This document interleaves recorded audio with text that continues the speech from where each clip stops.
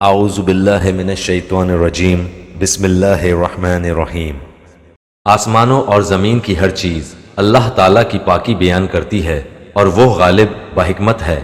وہی ہے جس نے اہل کتاب میں سے کافروں کو ان کے گھروں سے پہلے حشر کے وقت نکالا۔ تمہارا گمان نہ تھا کہ وہ نکلیں گے، اور وہ خود بھی سمجھ رہے تھے کہ ان کے سنگین قلعے انہیں اللہ کے عذاب سے بچا لیں گے۔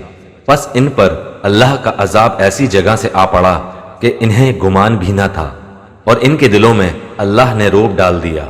وہ اپنے گھروں کو اپنے ہی ہاتھوں سے اجاڑ رہے تھے اور مسلمانوں کے ہاتھوں برباد کروا رہے تھے۔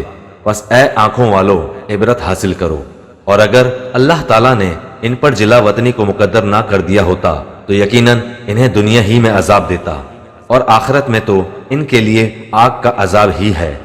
یہ اس لیے کہ انہوں نے اللہ تعالیٰ کی اور اس کے رسول کی مخالفت کی، اور جو بھی اللہ کی مخالفت کرے گا تو اللہ تعالیٰ بھی سخت عذاب کرنے والا ہے۔